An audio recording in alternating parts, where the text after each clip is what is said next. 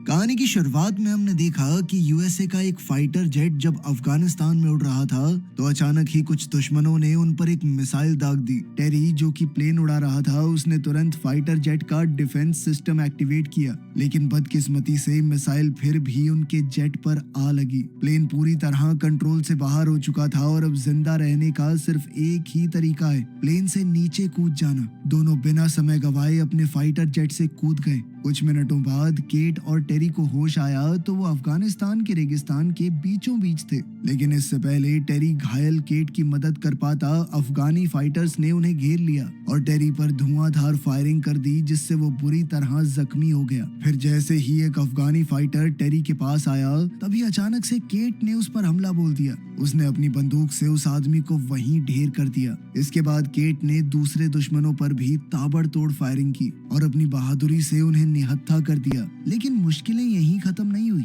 अचानक एक और अफगानी फाइटर वहां आ गया और जब केट उस पर फायर करने लगी तो उसे एहसास हुआ कि उसकी बंदूक में तो गोलियां खत्म हो चुकी हैं। मजबूरन उसने वहां से भाग निकलने का सोचा, लेकिन इससे पहले कि वो दुश्मन के हाथों मारी जाए टेरी ने हिम्मत जुटाई और उस अफगानी फाइटर को गोली से उड़ा दिया। इस बहादुरी के बाद टेरी अपनी आखिरी सांसें गिन रहा था। इस हादसे से केट पूरी तरह टूट चुकी थी। वो अपने साथी के पास गई तो टेरी ने उससे माफी मांगी क्योंकि वो उन दोनों को उस मुश्किल से बाहर नहीं निकाल पाया। ये सुनकर केट की आंखें भर आई। अब उसका सिर्फ एक मकसद था, किसी भी तरह रेस्क्यू टीम से बात करना।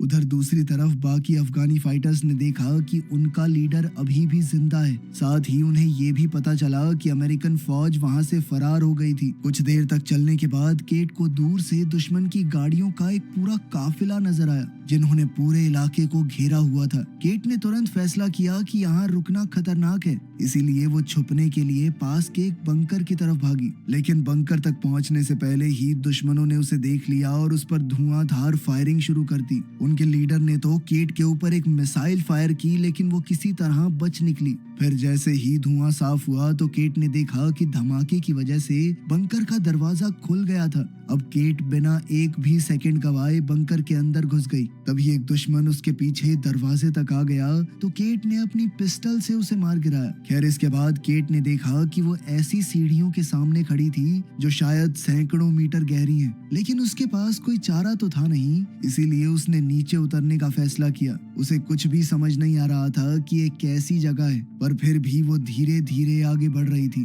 तभी पीछे से उसे दुश्मनों के आने की आहट सुनाई दी तो बाहर का रास्ता ढूंढने के चक्कर में केट और अंदर चली गई। फिर जैसे ही वो बंकर के एक हिस्से में गई तो उसे बहुत गंदी स्मेल आई और थोड़ी आगे जाकर उसकी आंखों के सामने जो खौफनाक मंजर आया उसे देखकर वो बहुत बुरी तरह डर गई। असल में वहाँ किसी की लाश बहुत बुरी हालत में पड़ी थी। इतना ही नहीं बल्कि केट को वहाँ एक रहस्यमयी डिवाइस भी मिला, जिसके साथ कई कागज और रिकॉर्ड्स मौजूद थे, जिनमें यहाँ पर हो रहे भयानक एक्सपेरिमेंट्स के बारे में लिखा गया था। उसी पल अचानक उसे दुश्मनों के आने की आहट सुनाई दी तो केट तुरंत अपनी लाइट स्टिक को दूर फेंककर एक बड़े पिलर के पीछे छुप गई। उसी पल अफगानी फाइटर में से एक ने जनरेटर ऑन कर दिया, जिसके चलते चारों तरफ रोशनी हो गई और तभी एक भयानक राज का पर्दाफाश हुआ। असल में वहाँ सैकड़ों कैप्सूल थे जिनमें इंसानों की लाशें बंद करके रखी गई थी। अब जैसे ही दुश्मनों का ध्यान हिला तो इस मौके का फायदा उठाते हुए केट ने अपनी फाइटिंग स्किल्स का इस्तेमाल करके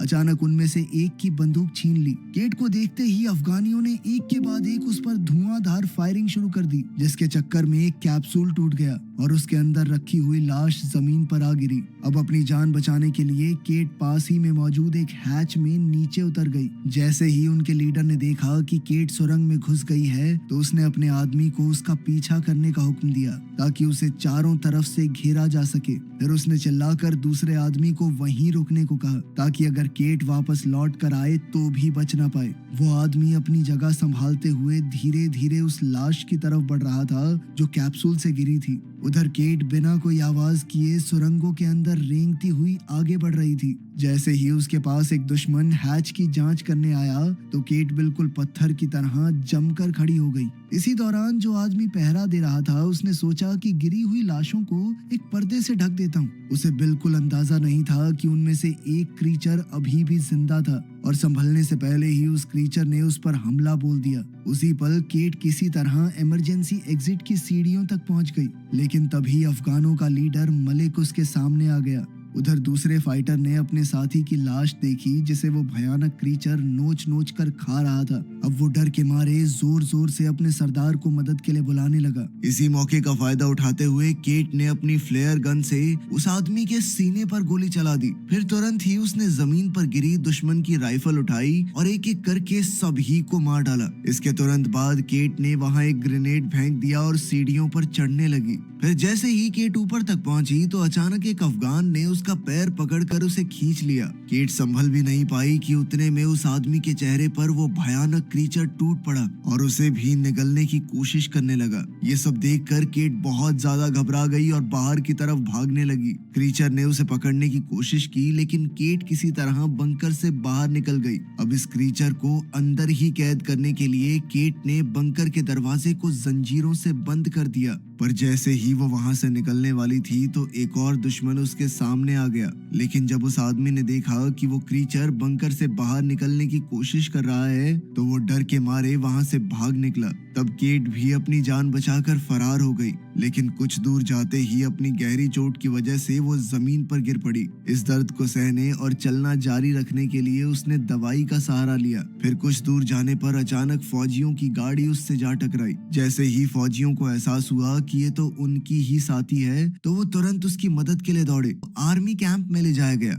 उसकी मुलाकात यहाँ के मेजर रॉय से हुई तो केट ने उसे समझाने की कोशिश की कि उस बंकर में कुछ बहुत ही गलत हो रहा है, लेकिन रॉय ने उसकी बातों पर विश्वास नहीं किया। उसने कहा कि लड़ाई के बाद से हालात काफी बिगड़ चुके हैं, इसलिए इस वक्त उनका पूरा ध्यान मेन मिशन पर होना चाहिए। गुस्से में केट ने उस भयानक क्रीचर के बारे में विस्तार से बताया जिसे उसने भागते वक्त देखा था, लेकिन रॉय अपने फैसले से हिला नहीं। केट को जो डिवाइस लैब में मिला था रॉय ने उसे भी अपने कब्जे में ले लिया और उसे कैंप के डॉक्टर के पास भेज दिया। इसी बीच सैनिकों की एक टुकड़ी एक कैदी को लेकर वहां पहुंची तो रॉय ने कहा कि इससे पूरी जानकारी निकलवाओ। वहीं बाहर सार्जेंट टॉम केट को शांत करने के लिए आया क्योंकि वो रॉय के रवैये से काफी गुस्से में थी। खैर बाद में जब पैरामेडिक के पास केट का इलाज चल रहा था तो सार्जेंट टॉम सार्जेंट जोन्स के साथ वहां पहुंचा। उन्होंने केट से कहा कि हमें तुम्हारी बात पर पूरा भरोसा है, लेकिन बंकर में वापस जाने से पहले उन्हें ये जानना जरूरी है कि वहां हुआ क्या था।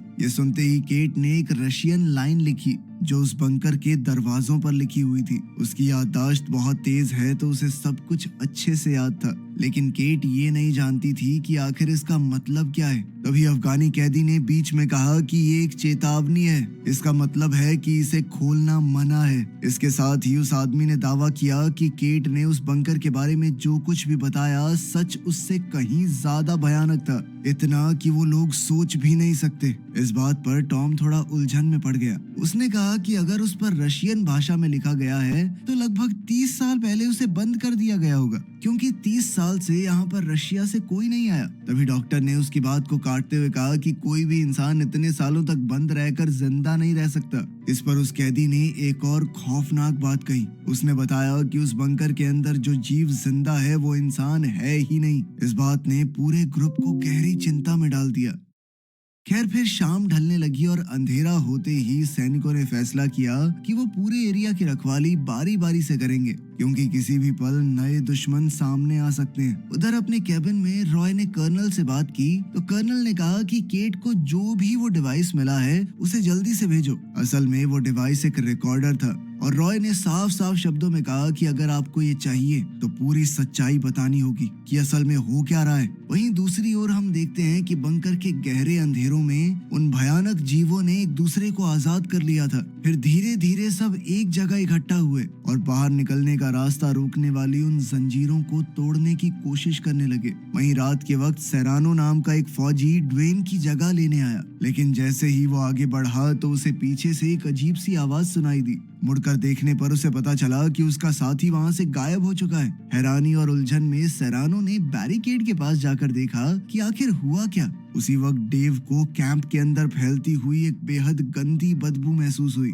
और शक होने पर वो आसपास देखने निकल गया। तभी उसे दूर से वो भयानक क्रीचर सीधा बेस की तरफ दौड़ते हुए नजर आए तो डेव ने पूरी ताकत से चीख कर सबको बताना चाहा। अलार्म सुनते ही पूरी टुकड़ी ने अपना सामान उठा लिया और तुरंत लड़ाई के लिए तैयार हो गए। पल भर में ही सभी सैनिकों ने बैरिकेड पर अपनी जगह ले ली और जो कुछ भी हिलता डुलता दिखाई दिया उस पर गोलीबारी शुरू हो गई। अब रॉय को पूरी तरह समझ आ गया कि केट सच बोल रही थी। उसने सार्जेंट टॉम को ऑर्डर दिया कि टुकड़ी की अगुवाई करो और सभी खतरनाक हथियारों का पूरी तरह इस्तेमाल करना। इसके बाद सैनिक हमला करके उन क्रीचर्स को खत्म करने की कोशिश करने लगे, लेकिन अचानक ड्वेन पर एक क्रीचर पीछे से टूट पड़ा और सिर्फ एक ही वार में उसका सर धड़ से अलग कर दिया। यह नजारा देखकर उन सबके हाथ पैर फूल गए थे। सिएना ने घबराकर उस क्रीचर पर गोलियां चला दी और उसे दीवार से नीचे गिरा दिया। तुरंत ही पैरामेडिक दौड़कर ड्वेन की मदद करने पहुंचा, लेकिन वो क्या ही कर सकता था। उसी पल उन भयानक क्रीचर्स में से एक ने अचानक उछलकर सैनिकों पर हमला करने की कोशिश की, लेकिन टॉम ने फौरन अपनी बंदूक से गोली चला दी, जिससे वो क्रीचर सीधा मेजर की हट के अंदर जा गिरा। फिर बिना एक भी पल गवाए रॉय उस पर टूट पड़ा और अपनी बंदूक से लगातार वार करने लगा। गोलियों की बौछार से उस क्रीचर के शरीर का एक हिस्सा पूरी तरह नष्ट हो गया। अब कैंप के बाहर सैनिक अलग अलग दिशाओं में फैल गए थे ताकि जितना हो सके उतने क्रीचर्स का सामना किया जा सके। इसी बीच जैसे ही टॉम ने अपनी फ्लेयर जलाई तो उसे दूर से और भी ज्यादा क्रीचर्स आते हुए नजर आए। ये देखकर उसने जोर से पूरी टुकड़ी को तुरंत पीछे हटने को कहा, लेकिन पीछे हटने से पहले ही बदकिस्मती से 2 सैनिक उन क्रीचर्स का शिकार हो गए। साथ ही एक तीसरा फौजी जो वॉशरूम में छुपने की कोशिश कर रहा था वो भी पकड़ा गया। उधर जैसे ही केट को एक क्रीचर के पास आने की आवाज आई तो उसने जल्दी से हथियारों की संदूक खोलने की कोशिश की, लेकिन वो संदूक नहीं खुली और कैबिन के अंदर घुसते ही उस क्रीचर ने केट पर जोरदार हमला बोल दिया। इसके बाद उस भयानक क्रीचर ने अपनी लंबी जुबान से उसे जकड़ने की कोशिश की। अफगानी कैदी ने जैसे तैसे खुद को आजाद किया और जल्दी से वो हथियारों वाली क्रेट खोल दी। फिर उसने जल्द ही एक मशेटी उठाई और पूरी ताकत से क्रीचर पर जोरदार वार किए, जिसके बाद वो क्रीचर जमीन पर गिर पड़ा और केट तब भी गुस्से से लगातार उस पर वार करती रही। वहीं बाहर कैंप में पूरी तरह अफरा तफरी मची हुई थी। एक फौजी अपनी मशीन गन से लगातार उन क्रीचर्स पर हमला कर रहा था, लेकिन मौका मिलने पर एक क्रीचर ने उसे भी मार डाला। इसके बाद वो भारी बंदूक फायर करते हुए अपने आप घूमने लगी और गोलियां सीधा फ्यूल कैंस पर जा लगी। अगले ही पल पूरे कैंप में एक भयानक विस्फोट हुआ और इस धमाके के बाद सैनिकों ने देखा कि एक क्रीचर बिल्कुल उनके सामने खड़ा था। तब उन सब ने मिलकर आखिरकार उसे मार डाला। उसी पल मेजर ने देखा कि उसकी बंदूक की गोलियां खत्म हो गई थी। वो कुछ कर पाता उससे पहले ही एक क्रीचर ने उस पर जबरदस्त हमला कर दिया। तब केट और अफगान कैदी के साथ बाकी सैनिक तेजी से बैरिकेड की तरफ भागे। साथ ही जोन्स ने तुरंत कैदी को अपनी गिरफ्त में ले लिया। अचानक छाई खामोशी को महसूस करते ही टॉम समझ गया कि अब यहाँ रुकना खतरनाक है। उसने सियाना को तुरंत हथियारों के बेस की तरफ दौड़ने का हुक्म दिया, जबकि वो खुद पैरामेडिक के साथ मेजर को ढूंढने निकल पड़ा। कैबिन में पहुंचते ही सैनिक ने उस क्रीचर पर एक स्टन ग्रेनेड फेंका और इसी मौके का फायदा उठाते हुए रॉय ने अपना बेसबॉल बैट उठाया और एक जोरदार वार के साथ क्रीचर को गिरा दिया। इसके बाद सबने मिलकर अपने सीनियर ऑफिसर को बचाया और उसे आर्मरी में ले गए, जहां डेव और बाकी सैनिक के कंटेनर को खोलने की कोशिश कर रहे थे। इसी बीच सैनिक बड़ी टुकड़ी के पास लौटे, लेकिन अचानक एक क्रीचर ने उन पर हमला कर दिया। अब केट ने कंटेनर से एक कुल्हाड़ी उठाई और सीधा क्रीचर की पीठ पर चढ़ गई। केट ने उस क्रीचर को काफी हद तक घायल कर दिया, जिसके बाद टॉम ने आगे बढ़कर उसे पूरी तरह खत्म कर दिया। फिर रास्ता साफ होते ही पूरा ग्रुप दौड़कर कंटेनर के अंदर घुस गया। दरवाजा बंद करने के बाद उन्होंने थोड़ी देर के लिए आराम किया और फिर आगे क्या करना है ये सोचने लगे। सुबह होते ही जब सैनिकों ने कंटेनर का दरवाजा खोलकर कैंप का जायजा लिया तो अपनी आंखों के सामने का मंजर देखकर वो दंग रह गए। असल में वहाँ ना तो कोई क्रीचर था और ना ही मरे हुए सैनिकों की लाशें। थोड़ी देर ढूंढने के बाद उन्हें आखिरकार एक क्रीचर की लाश मिली तो सब मिलकर उसे ध्यान से देखने लगे ताकि ये समझ सकें कि आखिर इस भयानक क्रीचर का राज क्या है। जांच के दौरान डॉक्टर विल्क्स को पता चला कि वो क्रीचर अपने दांत अंदर बाहर कर सकते हैं। उनकी चमड़ी बेहद मोटी है और हैरानी की बात तो ये थी कि उनके शरीर के कई अंग इंसानों वाले थे। सिर्फ इतना ही नहीं, उनके ग्रुप को ये भी समझ आ गया कि इन क्रीचर्स की सबसे बड़ी कमजोरी है धूप। इनका डीएनए पूरी तरह से बदल चुका है, इसलिए सूरज की रोशनी इन पर सीधा असर करती थी। इसी बीच मेजर ने बताया कि कर्नल से बातचीत के दौरान उसे एक खास जानकारी मिली थी। तब उसने केट से माफी भी मांगी क्योंकि उसने शुरुआत में उसकी बात पर भरोसा नहीं किया। फिर रॉय ने बताया कि कई साल पहले एक मीटियोर धरती पर गिरा था इसी इलाके में आसपास। उसे देखकर रशियन साइंटिस्ट उत्सुक हो गए और वो ये जानने की कोशिश करने लगी कि आखिर ये चीज क्या है। जांच के दौरान उन्हें वहाँ एक बहुत बड़ी स्पेसशिप मिली जो पूरी तरह तबाह हो चुकी थी। ये देखकर वो लोग पूरी तरह से हैरान रह गए। तब उन्होंने इस स्पेसशिप में मिले क्रीचर के डीएनए का इस्तेमाल करके एक सुपर सोल्जर बनाने की कोशिश की। ये सुनते ही केट चिंता में आ गई। उसने बताया कि उसने अंडरग्राउंड बंकर के अंदर कैप्सूल्स में तैयार होती हुई एक पूरी सेना देखी थी जो किसी भी पल जाग सकती है, इसीलिए उन्हें तुरंत वहां से निकलना होगा। लेकिन अब उनके सामने मुश्किल ये थी कि रेगिस्तान से निकलने के लिए उनके पास फ्यूल नहीं है। हालात को समझते हुए उन सबको ये एहसास हो गया कि अब उन्हें यहीं रुककर इन क्रीचर्स का सामना करना होगा। रॉय ने सबके सामने वादा किया कि वो आखिरी सांस तक अपने साथियों के साथ लड़ता रहेगा। तभी अचानक टेबल पर पड़ा हुआ वो क्रीचर दोबारा से जिंदा हो गया। वो चारों तरफ मौजूद लोगों पर हमला करने लगा और अपनी लंबी जुबान से केट का सर निगलने की कोशिश की। तब खुद को बचाने के लिए केट ने जोर से अपना सर ही उस क्रीचर पर दे मारा। तब रॉय को एहसास हुआ कि ऐसे तो उसकी पूरी टुकड़ी ही खत्म हो जाएगी। तब उसने अपना ग्रेनेड निकाल लिया और बिना एक भी पल सोचे रॉय सीधा उस मॉन्स्टर पर कूद पड़ा। अगले ही पल जबरदस्त विस्फोट हुआ जिसमें उसका शरीर पूरी तरह से नष्ट हो गया। अभी टॉम घबराकर अपने दोस्त की मदद करने के लिए दौड़ा, लेकिन रॉय को बचाया नहीं जा सकता था। खैर, खुद को संभालने के बाद टॉम अब उस कैदी के पास गया और उसे आजाद करने का फैसला किया। वो चाहता था कि अब वो मिलकर काम करें, क्योंकि उस आदमी ने उनसे एक बात भी झूठ नहीं बोली। इसके बाद पूरी टुकड़ी इकट्ठी हुई और वो सब अपने हथियारों, सामान और गोली बारूद का हिसाब लगाने लगे। जल्द ही उन्हें समझ आ गया कि अगर दोबारा हमला हुआ तो उनके पास इतना गोली बारूद नहीं है कि वो उसे रोक सके। इसीलिए उन सब ने मिलकर एक फैसला लिया कि इससे पहले वो क्रीचर्स उनके ऊपर हमला करें, वो पहले ही बंकर पर हमला करके सारे क्रीचर्स को वहीं खत्म कर देंगे। इस आखिरी मिशन के लिए जल्दी ही सैनिकों ने पूरी तैयारी कर ली। टॉम ने सबसे कहा कि हमारा काम सिर्फ इतना सा है कि हमें बंकर के बाहर बम लगाकर विस्फोट होने से पहले वहां से निकलना है। जैसे ही वो बंकर के पास पहुंचे तो टॉम, जेम्स, केट और वो कैदी कबीर, सिर्फ ये 4 लोग बंकर के अंदर घुसे। बाकी फौजी बाहर ही रुक गए। उन्होंने बिना वक्त बर्बाद किए अलग अलग जगहों पर विस्फोटक लगाकर वहां से निकलना शुरू कर दिया। लेकिन बाहर निकलते हुए टॉम की नजर जमीन पर पड़े हुए एक मेडालियन पर गई जो असल में केट का था। उसे उठाने के लिए जैसे ही वो सीढ़ियों की तरफ बढ़ा तो अचानक एक क्रीचर ने उसे पकड़कर जोर से नीचे खींच लिया। कुछ ही सेकंडों बाद केट को रेडियो पर टॉम की आवाज सुनाई दी। उसी पल उसे समझ आ गया कि क्रीचर्स ने टॉम को कैदी बना लिया है। अपने दोस्त को बचाने का पक्का इरादा करते हुए केट ने बाकी सैनिकों के साथ फिर से नीचे जाने का फैसला किया ताकि टॉम को ढूंढकर वापस लाया जा सके। अब एलिवेटर क्रेन को चलाने के लिए विल्क्स मिलिट्री व्हीकल के अंदर ही रुका रहा। हालात बहुत खराब थे, लेकिन फिर भी सभी लोग नीचे अंडरग्राउंड एरिया तक पहुंच गए। इसी दौरान मेडिक को रेडियो पर एक अलर्ट सुनाई दिया जिसमें ऑर्डर्स मिले कि अगले 20 मिनट के अंदर अंदर उन्हें पूरे इलाके को खाली करना होगा।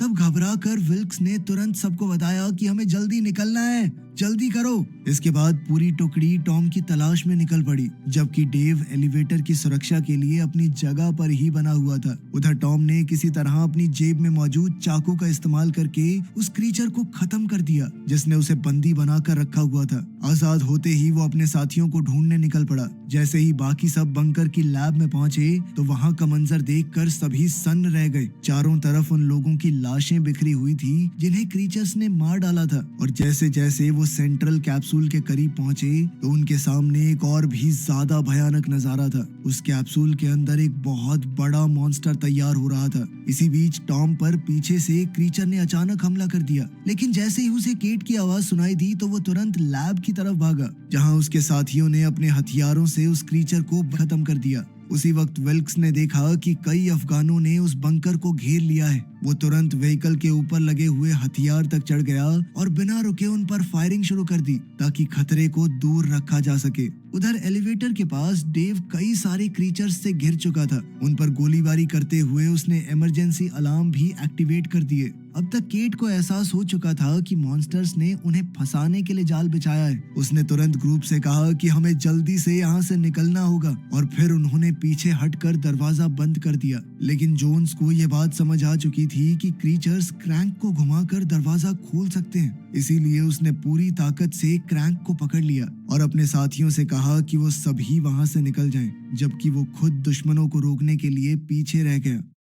उधर बाहर विल्क्स की बंदूक की गोलियां खत्म हो गई थी। उसने जल्दी जल्दी रीलोड करने की कोशिश की, लेकिन उसे बिल्कुल अंदाजा नहीं था कि एक अफगानी बिल्कुल उसके नीचे मौजूद था। इसी बीच बंकर से निकलते हुए सियाना के कानों में पीछे से एक भयानक गरज सुनाई दी। वो खुद वहीं रुक गई ताकि उसके बाकी साथी सुरक्षित तरीके से एग्जिट तक पहुंच सकें। थोड़ी ही देर में पूरी टुकड़ी एलिवेटर तक पहुंच चुकी थी, लेकिन जैसे ही टॉम को एहसास हुआ कि सियाना उनके साथ नहीं है तो उसने तुरंत उसे बचाने का फैसला किया। उसने बाकी सबको ऑर्डर्स दिए कि अगर मैं 5 मिनट के अंदर अंदर बाहर नहीं आया तो सारे बॉम्ब्स एक्टिवेट करके वहां से निकल जाना। उधर सियाना पर एक क्रीचर ने अचानक हमला कर दिया। वो आसपास पड़े सामान का इस्तेमाल करके अपने दुश्मन का सामना कर रही थी। गुस्से में वो लगातार वार करती रही और आखिरकार उसने क्रीचर को खत्म कर दिया। लेकिन तभी पीछे से एक और क्रीचर आया और उसके चेहरे के एक हिस्से को बुरी तरह नोच लिया। ये वार इतना भयानक था कि सियाना की मौके पर ही मौत हो गई।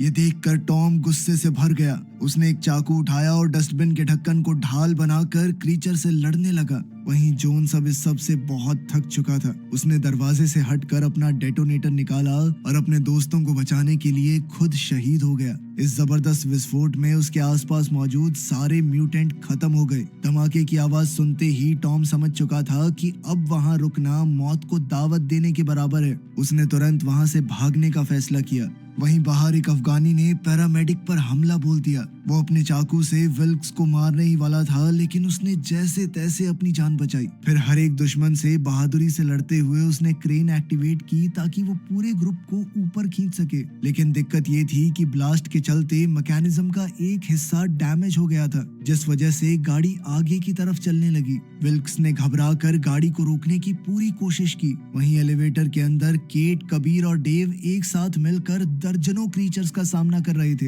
अचानक एक क्रीचर ने अपनी बाजू से डेव के सर पर वार किया और वो वहीं पर ढेर हो गया। जैसे ही पैरामेडिक को समझ आया कि क्रेन को अब रोका नहीं जा सकता तो उसने गाड़ी की दूसरी तरफ कूदने का फैसला किया। इसी बीच उनकी लड़ाई के दौरान कबीर को सीढ़ियों के ऊपर मिलिट्री व्हीकल दिखाई दिया, लेकिन तभी एक क्रीचर ने उसे पकड़ लिया और कबीर समझ चुका था कि अब उसका बचना मुश्किल है। उसने जोर से चिल्लाकर केट को प्लेटफॉर्म से कूदने को कहा। उसकी वजह से बिल्कुल ऐन मौके पर केट की जान बच गई, जबकि एक जबरदस्त धमाके में कबीर और बाकी सभी क्रीचर्स खत्म हो गए। कुछ सेकंडों बाद केट की मुलाकात टॉम से हुई। दूसरी तरफ विल्क्स पर अभी भी कुछ दुश्मन जानलेवा हमला करने वाले थे, लेकिन आखिरी पल पर उनकी टीम वहां पहुंची और अपने हथियारों से सबको खत्म कर दिया। थोड़ी देर बाद उनके ग्रुप ने देखा कि मिलिट्री प्लेन एक न्यूक्लियर मिसाइल फायर कर रहा है। तब वो लोग तुरंत एक गाड़ी में बैठकर वहां से भागने की कोशिश करने लगे। आखिरकार एक बड़ा बम जमीन पर आ गिरा और रेगिस्तान के कई किलोमीटर के इलाके में सब कुछ तबाह हो गया।